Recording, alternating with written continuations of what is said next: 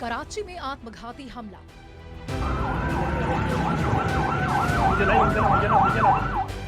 निशाने पर मुनीर की सेना।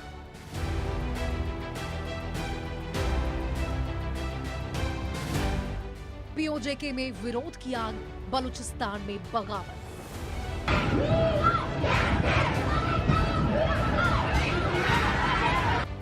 अपने ही घर में घिरे मुनीर शहबाज।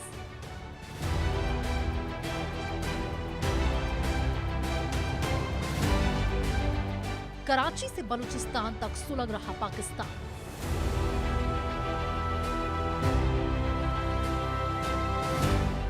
बारूद, बगावत और बेबसी।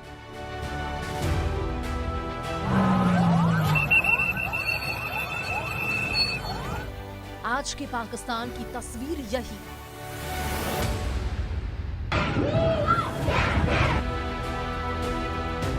बंदूकों के साए में भी नहीं बची कराची। मुनीर सेना की ताकत खोखलेबाजी।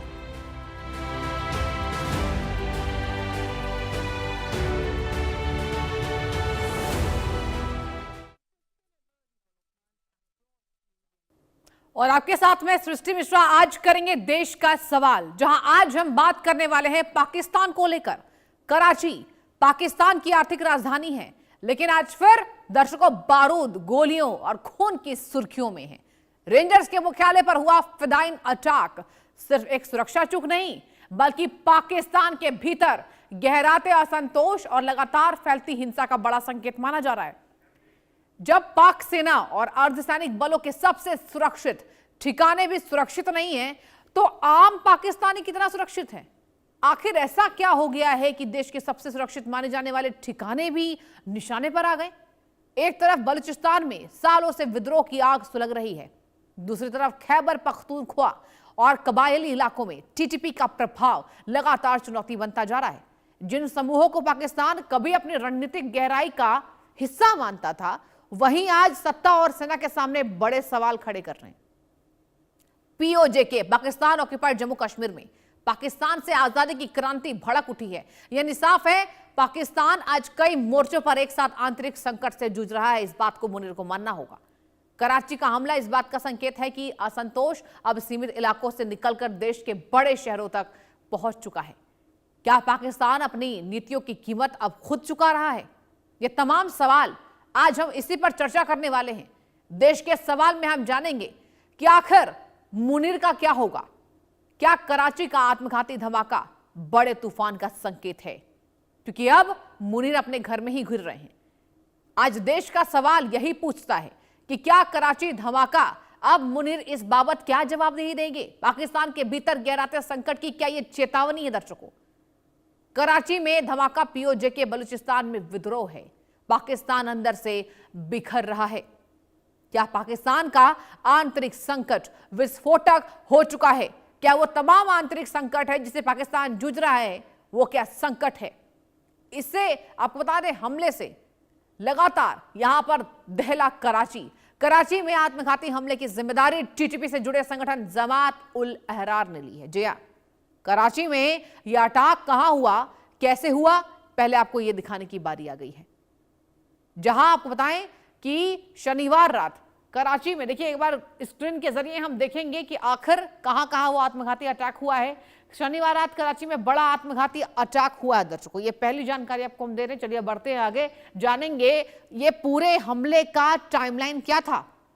सिंध रेंजर्स के पैरामिलिट्री हेडक्वार्टर पर हमला हुआ है। आप सोचिए, पैरामिलिट्री हेडक्वार्टर, घनी आबादी वाले गुलिस्तान है जौहर इलाके में यह अटैक हुआ है। किसके द्वारा? टीटीपी से जुड़े एक संगठन के द्वारा। आपको हमने बताया, सिंध रेंजर्स के भिटाई विंग मुख्यालय पर यह हमला हुआ है, जिसमें विस्फोटक से भरी गाड़ी को टक्कर मारकर उड़ा दिया गया। आगे सुनिए, विस्फोटकों से भरे वाहन को मारा गया है। हैंड ग्रेनेड फेंकते हुए अंधाधुंध फायरिंग की घटना को अंजाम दिया गया। करीब 90 मिनट चली मुठभेड़ में 4 रेंजर्स पाकिस्तानी मार दिए गए और सुरक्षा बलों की कार्रवाई में 6 विद्रोही भी हालांकि पकड़े गए। 6 आतंकवादी, 6 विद्रोही। अब 2024 के बाद कराची में बड़ा आत्मघाती हमला हुआ था। 24 के बाद यह दूसरा सबसे बड़ा आत्मघाती हमला कराची का बताया जा रहा है। अब आपको जानने की बारी आ गई है, कौन है जमात उल अहरार? टीटीपी का एक संगठन ये कैसे काम करता है, इसमें क्या असंतोष है पाकिस्तान के मुनीर के खिलाफ? मुनीर के हेडक्वार्टर पर अटैक हो रहा है और फिर से पाकिस्तान दहला हुआ नजर आ रहा है। कराची में पैरामिलिट्री के हेडक्वार्टर पर हमले की जिम्मेदारी जमात उल अहरार यानी कि जेएयू ने ले ली है। कौन है जमात उल अहरार? चलिए आपको बताने की बारी आ गई है। तहरीक-ए-तालिबान का सहयोगी संगठन है। देखिए, आप सोचिए, इसमें 4 पाकिस्तानी रेंजर्स मार गिराए गए हैं, इवन 6 आतंकवादी भी मारे गए हैं, 6 विद्रोही। तहरीक-ए-तालिबान का सहयोगी संगठन है। टीटीपी का कट्टरपंथी धड़ा है जेयूए।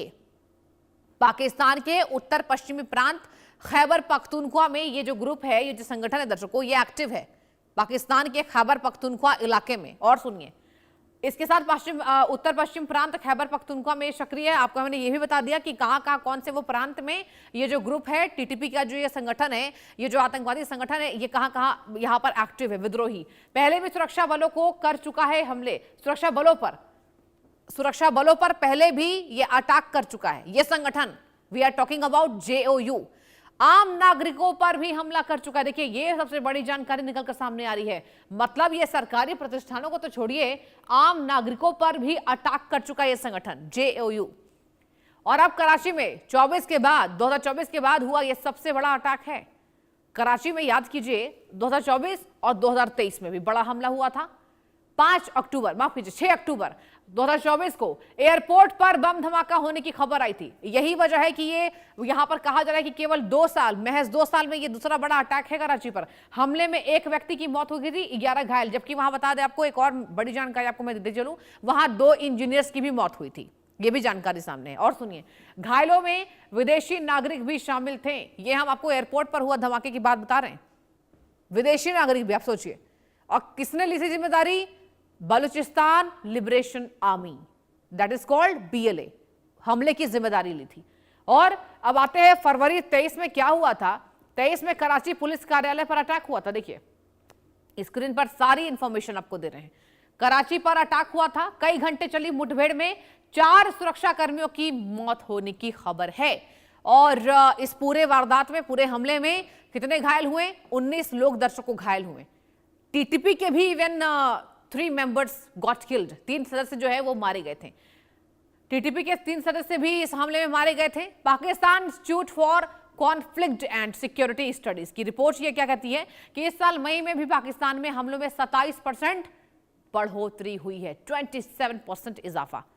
देखिए, मई में पाकिस्तान में 128 हमले हुए। ये हम केवल आपको मई के महीने का बता रहे हैं, ये पूरे साल का रिपोर्ट नहीं दे रहे हैं। आप सोचिए, 128 हमले। अप्रैल में हमलों की संख्या 101 थी। 1 महीने में हमलों में कितना परसेंट बढ़ोतरी हुआ? 27%। सबसे ज्यादा हमले कहां हुए? खैबर पख्तूनख्वा बलूचिस्तान में दर्ज।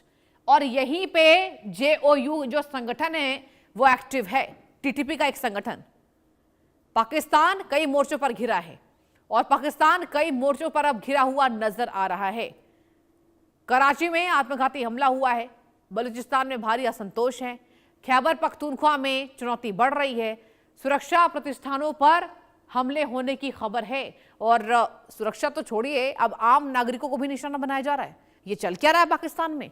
मुनीर के हाथ से पूरी सेना अब निकल चुकी है। सेना ही नहीं, पूरा पाकिस्तान। क्या फेल हो गया है पाक मॉडल? यह सबसे बड़ा संदेह है। Totally failed. तो क्या पाक मॉडल पूरी तरीके से फेल हो गया है? ऐसा इसलिए भी कहा जा रहा है क्योंकि आतंक की फैक्ट्री अब खुद निशाने पर है। यह जानकारी निकलकर सामने आ रही है कि ये जो मॉडल है पाकिस्तान का मॉडल, हालांकि कई देश इसको आतंक का मॉडल मानते हैं, यह भी आपको समझना चाहिए। आतंक की फैक्ट्री है क्या है? हाई सिक्योरिटी जोन में बड़ी सिंध है। ये सिक्योरिटी संभाल ही नहीं पा रहे Asim Munir. High security zone में ये सबसे बड़ी सिंध मारी है। सुरक्षित नहीं है, सेना के ठिकाने सुरक्षित नहीं है। जो सेना एक एक जनता को सिक्योरिटी देती है, उनके संस्थान सुरक्षित नहीं है, प्रतिष्ठान सुरक्षित नहीं है, तो आम आदमी का क्या होगा? सेना के ठिकाने भी नहीं है सुरक्षित पाकिस्तान में। यही वजह है कि हम आज ये मुद्दा उठा रहे हैं।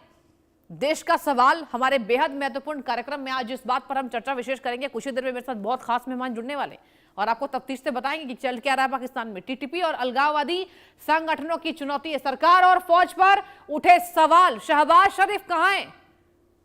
शहबाज शरीफ जो हैं वो नजर नहीं आ रहे। और अब जैसा कि मैंने पहले आपसे कहा था कि कुछ ही देर में मेरे साथ बहुत खास मेहमान जुड़ने